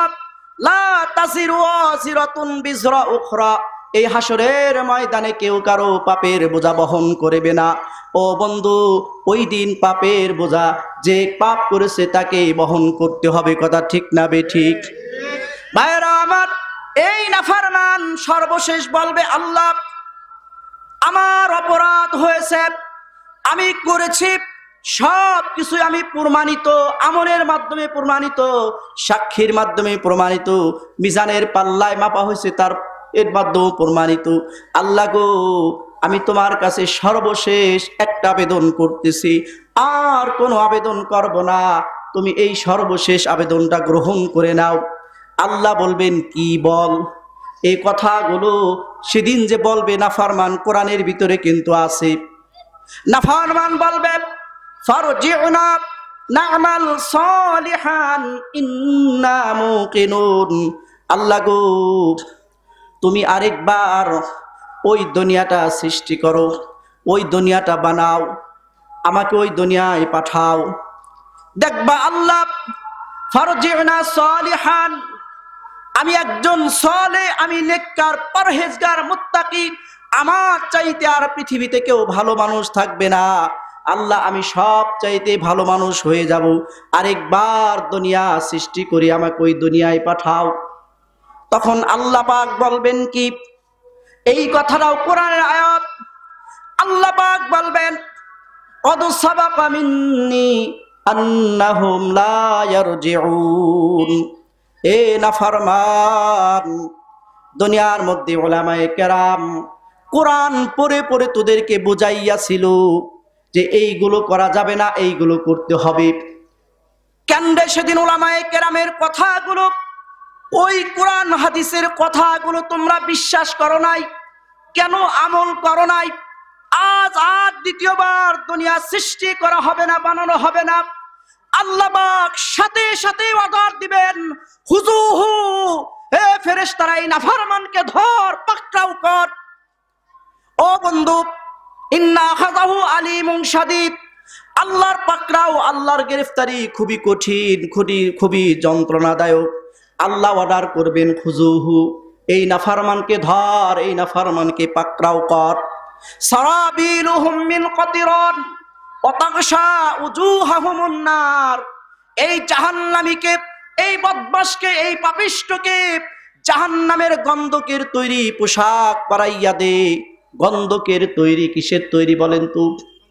ভালো ভাই খেয়াল করেন, আমার দিক তাকায়েন, সর্বশেষ ইতি টানতেছি কিন্তু। কিসের তৈরি বলেন? গন্ধকের তৈরি। ও বন্ধু, গন্ধকের তৈরি পোশাক কাকে বলে? এই যে বর্তমান দুনিয়ার মধ্যে যত মানুষ আছে, এই মানুষগুলো যদি একদিন মারা যায়, যত প্রাণী আছে সমস্ত প্রাণীগুলো যদি ওই দিনই মারা যায়, কোনো একটা ময়দানে যদি তাদেরকে রাখা হয়, 7 দিন পর ওই ময়দান থেকে কি পরিমাণ দুর্গন্ধ বের হবে বলেন তো? কি পরিমাণ বের হবে? 2-4-10 মাইলের ভিতরে কোনো মানুষ বসবাস করতে পারবে না, কেউ যাইতে পারবে না, কথা ঠিক না বে ঠিক? বন্ধু, এই জাহান্নামীকে পাকড়াও করে যেই পোশাকটা পরাইয়া দেওয়া হবে ওই পোশাকে এর চাইতে আরো বেশি দুর্গন্ধ বের হইতে থাকবে। কারণ কত ছিল জিনাকারী, ওর জিনার দুর্গন্ধ গুলো বের হবে ওই পোশাক থেকে। ও যে সুদ খাইছে, নাপাক খাইছে, হারাম খাইছে, পায়খানা খাইছে, ওই দুর্গন্ধ গুলো বের হবে। ও যে হারাম খাইতো, হারাম কাজগুলো করতো, ওই দুর্গন্ধ গুলো বের হবে।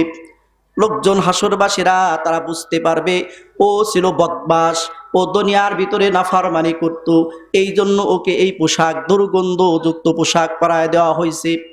আশরাফ আলী থানভী রহমাতুল্লাহি আলাইহি এই আয়াতের আরেকটা ব্যাখ্যাও করেছেন যে ওই গন্ধকের তৈরি পোশাক দুর্গন্ধটা ঠিক হয়ে আছে, ওই পোশাকের উপর দিয়া আলকাতরার মতো এক ধরনের তেল দিয়ে দেওয়া হবে। কেন দিয়ে দেওয়া হবে? কয় জাহান্নামীকে ওই নাফরমানের গায়ে যখন আগুন দিয়ে দেওয়া হবে তার আগুন এসে ধাও ধাও করে জ্বলবে, ওই তেল ওই আলকাতরা ওটা শেষ হবে না, শেষও হবে না, আর তার আগুন নিভবেও না। এমন ধরনের পোশাক তাকে পরায় দেওয়া হবে। আল্লাহ পাক ঘোষণা করবেন ফাগুল্লু ফাগুল্লু, এই নাফরমানের গলায় শিকল পরায়া দেব। সুম্মাল জাহিমা সাল্লু সুম্মা ফি সিলসিলাতিন যারউহা সাবউনা যিরাআন ফাসলুকু, এই নাফরমানকে 70 গজ লম্বা আগুনের শিকল পরায় দেওয়া হবে। এই 70 গজ এটা দুনিয়ার মাপার গজ না, এই 70 গজ এক একটা গজ এই দুনিয়ার এই জমিন থেকে নিয়ে আসমান পর্যন্ত যত দূরত্ব হয় এর চাইতে আরো শত শত গুণ বড় হবে ওই এক গজ। এই 70 গজ, এত বড় 70 গজ লম্বা আগুনের শিকল তাকে পরায় দেওয়া হবে। আল্লাহ বলবেন হে ফেরেশতারা, এক আল তোমাদের কাছে রাখো, আর একটা আলে তাকে পেঁচাও বান্ধো, তার গলা বান্ধো, তার হাত বান্ধো, তার পা বান্ধো, জাহান্নামের ভিতরে নাফরমানকে ফেলাও। ফেরেশতারা জাহান্নামের ভিতরে ফেলাবে। জাহান্নামের তলদেশে পৌঁছতেই 70 বছর লেগে যাবে। কয় বছর বলেন? 70 বছর লেগে যাবে। ও বন্ধু, 70 বছর পরে জাহান্নামের তলদেশে পড়ছে, আবার ওই তলদেশে 70 বছর থাকবে। কয় বছর থাকবে? 70 বছর পরে আল্লাহ পাক আবার নির্দেশ দিবেন সাউরহিকুহু সাউদা, জাহান্নামের ভিতরে বড় বড় ধরনের আগুনের পাহাড়, লাল টকটক হয়ে আছে আগুনের পাহাড়। আল্লাহ পাক বলবেন ওই নাফরমানকে শিকল দিয়ে টেনে টেনে পাহাড়ের চূড়ায় উঠাও, উপরে উঠাও। ফেরেশতারা ওই নাফরমানের শিকল দিয়ে টান দিবে। ওই নাফরমান আগুনের তো পাহাড়, ওই পাহাড় সে স্পর্শ করতে চাবে না। ফেরেশতারা টান দিবে, তার হাত দিয়ে সে ঠেকাইতে যাবে, সাথে সাথে ওই পাহাড়ে লাগবে, লাগার সাথে সাথে তার হাত মোমের মতো গলে যাবে। আবার ফেরেশতারা টান দিবেন, পা দিয়ে ঠেকাইতে যাবে, পা দুটো মোমের মতো গলে যাবে। আবার ফেরেশতারা টান দিবেন, বুক দিয়ে ঠেকাইতে যাবে, বুক দুটো ভাজা বেগুনের মতো হয়ে যাবে, কিন্তু তার দেহ থেকে রুহুটা বের হবে না। ওই যে বলেছিলাম হাসরের ময়দানে একবার ওঠার পরে আর কোনোদিন তার মৃত্যু হবে না। এই তোমরা কথা বলো কেন? বেয়াদব গুলো ওখানে বসে,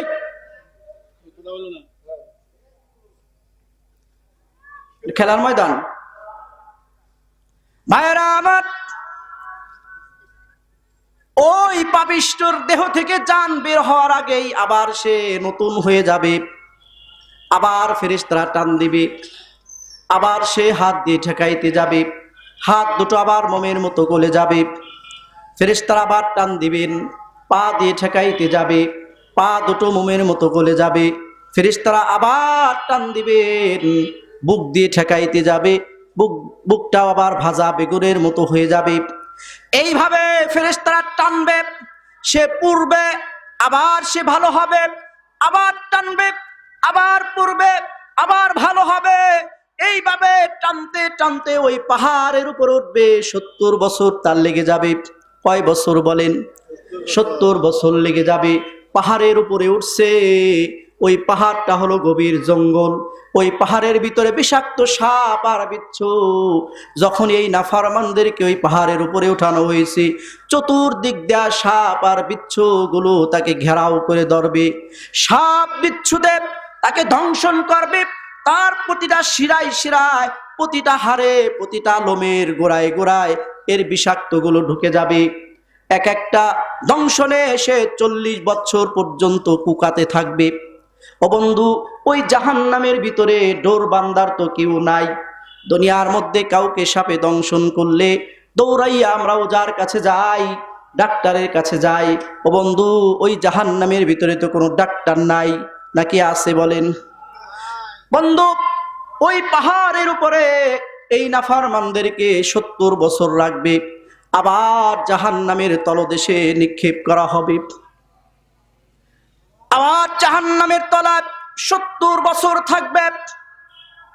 70 বছর পরে এই নাফরমান আল্লাহর কাছে বলবে, আল্লাহ, এই যে শত শত বছর জাহান্নামে আছি, আল্লাহ গো, ক্ষুধা লেগেছে। ক্ষুধাও একটা যন্ত্রণা। আল্লাহ, ক্ষুধা লেগেছে, কিছু খাবারের ব্যবস্থা করে দাও। আল্লাহ বলবে, ও নাফরমান, তোর জন্য কিন্তু আমি খাবারেরও ব্যবস্থা করেছি। ওরে বন্ধু, ওই জাহান্নামের ভিতরে খাবার কি? আল্লাহ বলেন, ইন্না শাজারাতাজ যাক্কুম তাআমুল আসিম কাল মুহলি আগলি ফিল বুতুন। যাক্কুম ফল, জাহান্নামীদের খাবার হবে যাক্কুম ফল। ওই ফলের চতুর্দিক দিয়ে বড় বড় কাঁটা, আবার খুবই দুর্গন্ধ, আবার তিতা। কিন্তু ক্ষুধার যন্ত্রণায় সহ্য করতে না পেরে যখনই ফেরেশতারা ওই যাক্কুম ফল তাদের কাছে দিবে, সাথে সাথে ফেরেশতাদের হাত থেকে নিয়ে ও গালে দিবে, গিলতে যাবে, হলকমের চতুর্দিক দিয়ে কাঁটাগুলো বিঁধে যাবে। নিচেও নামবে না, উপরে উঠবে না। বন্ধু, মাছের একটু কাঁটা যদি আমাদের গলায়, আমাদের হলকমে ঢুকে যায়, সহ্য করতে পারি না। মা বাবা বলে পানি খা, নিচে নেমে যাবে, দোয়া পড়ায়, কথা ঠিক না বে ঠিক? এ বন্ধু,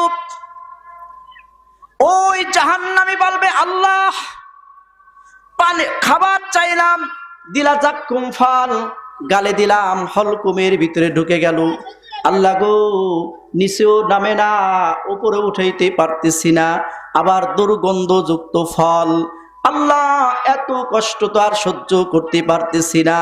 আল্লাহ, তোমার কাছে আরেকটা জিনিস চাই, দেখি ওই জিনিসটা আমার এই কাঁটাটা, এই যাক্কুম ফলটা নিচে নামেনি। এদিকে তার পানির তৃষ্ণাও শুরু হবে। তো লোকটা বলবে, এই পাপিষ্ঠ বলবে, আল্লাহ, আমাকে পানির ব্যবস্থা করে দাও, আমি একটু পানি খাবো। আল্লাহ পাক বলবে, নাফরমান, ওয়ালা তাআমুন ইল্লা মিন গিসলিন লা ইয়াকুলুহু ইল্লাল খাতিউন। আল্লাহ বলবে, দাঁড়া, তোকে পানি দিচ্ছি। ওই যে ওয়ালা তাআমুন ইল্লা মিন গিসলিন, পানি দেওয়া হবে গিসলিনের পানি। কিসের পানি বলেন তো?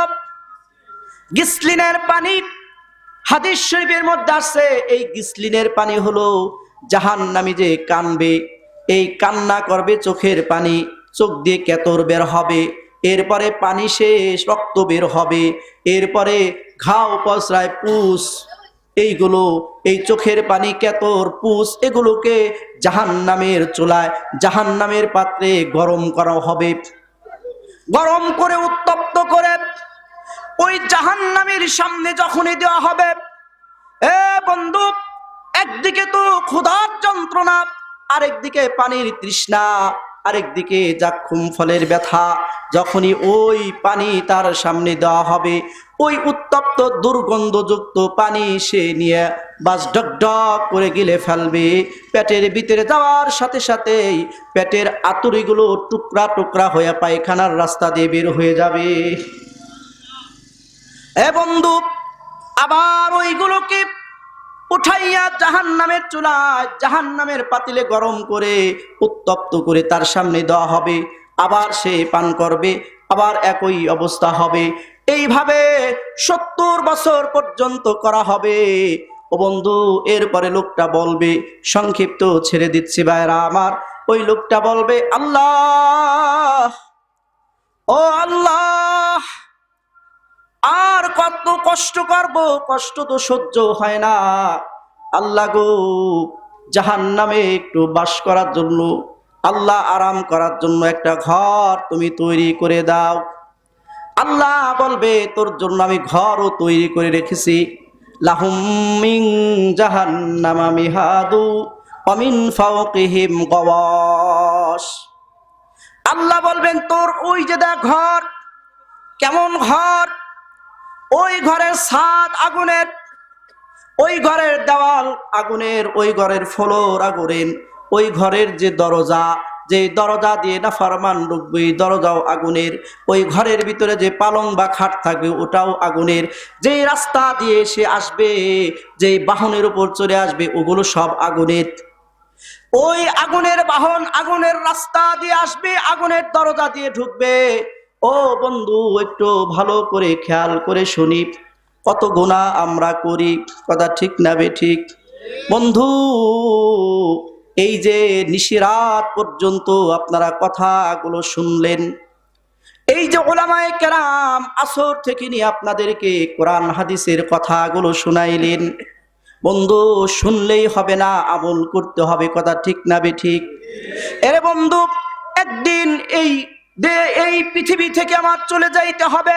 মসজিদের মিনারা থেকে আওয়াজ আসবে, অমুকের সন্তান অমুক আজকে দুনিয়া থেকে বিদায় হয়ে গেছে, কথা ঠিক না বেঠিক? এই জন্য বন্ধু, এই যে জাহান্নামের আলোচনা, এর চাইতেও আরো কঠিন কঠিন শাস্তির কথা, কঠিন কঠিন শাস্তি জাহান্নামে দেওয়া হবে।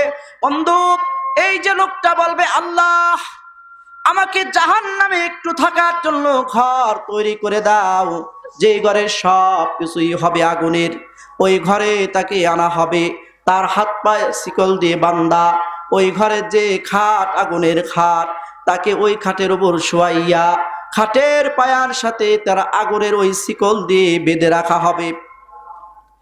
এরপরে তার উপরে আগুনের কম্বল দিয়ে দেওয়া হবে, ঘোষণা হবে, কুল্লামা জিদনাহুম সাঈরা, হে ফেরেশতারা আগুনের তীব্রতা বাড়াও, আগুনের তীব্রতা কমাইও না, আগুনের তীব্রতা বাড়াও, আগুনের তীব্রতা কমাইও না, আগুনের তীব্রতা বাড়তেই থাকবে, বাড়তেই থাকবে।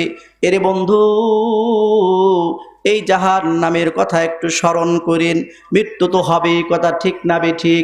আয়াত পড়েছি, ওয়াবুদু রাব্বাকা হাত্তা ইয়াতিয়াকাল ইয়াকিন, যে তুমি তোমার প্রভুর ইবাদত করো তোমার মৃত্যু আসার আগ পর্যন্ত। ও বন্ধু, মৃত্যু কখন আসবে এটা তো বলতে পারি না, কথা ঠিক না বেঠিক? আজ আমরা ওয়াজে আসছি, আশ্চর্য, কিন্তু মৃত্যুটা নিশ্চিত, বেঁচে আছি অনিশ্চিত, কথা ঠিক না বেঠিক? কখন কোন মুহূর্তে এই যে আমরা এখান থেকে যাব, একটু তবারক নিয়ে যাব, বাড়ি পৌঁছতে পারবো কিনা এটার গ্যারান্টি নাই, কথা ঠিক না বেঠিক? সকালবেলায় ঘোষণা হতে পারে অমুকের সন্তান আজ অমুক দুনিয়া থেকে বিদায় হয়ে যাইতেছে। এরে বন্ধু, কত মানুষ, কত মানুষের জানাজা আমরা পড়লাম, কত বন্ধু বান্ধবের জানাজা আমরা করলাম, কথা ঠিক না বেঠিক? এই জন্য বন্ধু, আল্লাহ বলেছেন, ওয়াবুদু রাব্বাকা, তোমরা তোমার প্রভুর ইবাদত বন্দেগী করো। আমরা প্রভুর ইবাদত বন্দেগী করবো নি বলেন? আমরা আমাদের প্রভুর ইবাদত করব নি বলেন? করব। যদি করেন এটাই হবে আমাদের আজকের এই ওয়াজ দেওয়ার সার্থক, আমরা সফল কাম। আর যদি শুনে গেলেন বাস ফজরের নামাজ পড়লাম না, এটার দ্বারা কিন্তু এই ওয়াজ দিলাম এটা সার্থক হলো না, কথা ঠিক না বেঠিক?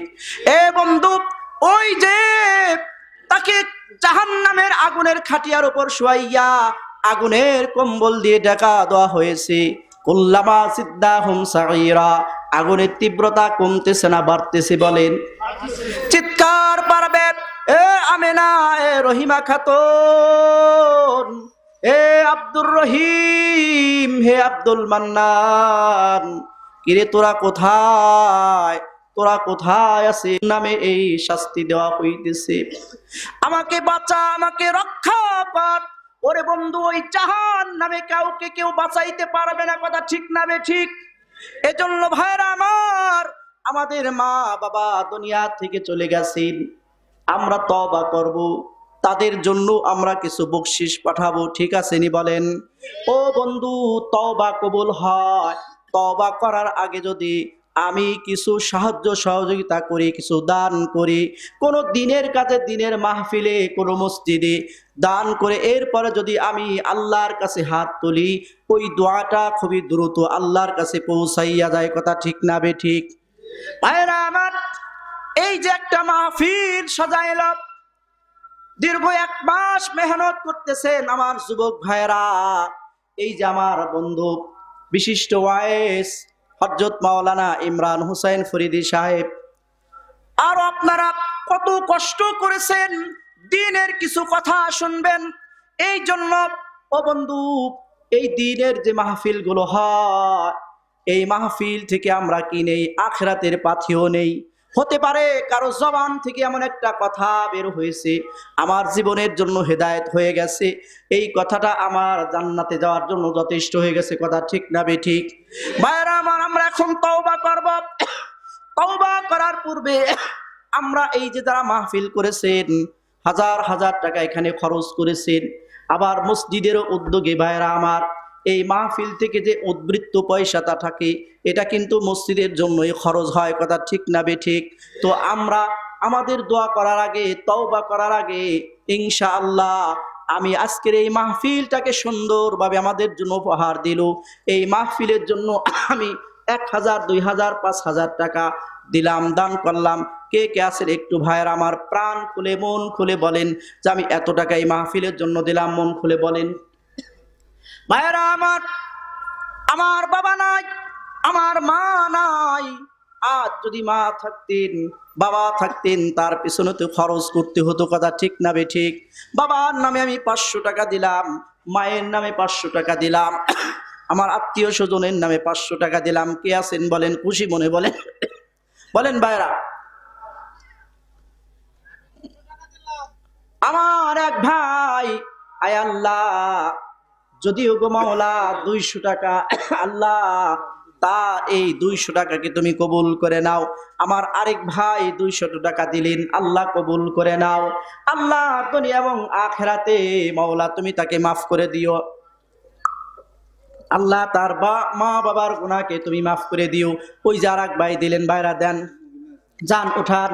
আমার মা বোনেরা যারা পর্দার আড়ালে আছেন, মাহফিলের খরচের জন্য কিছু অনুদান আপনাদের কাছে চাওয়া হয়েছে, যে যা পারেন 100, 200, 500, 1000, 2000 টাকা, এটাই কিন্তু আমার পরকালের নাজাতের জন্য জরিয়া হয়ে থাকবে, কথা ঠিক না বে ঠিক?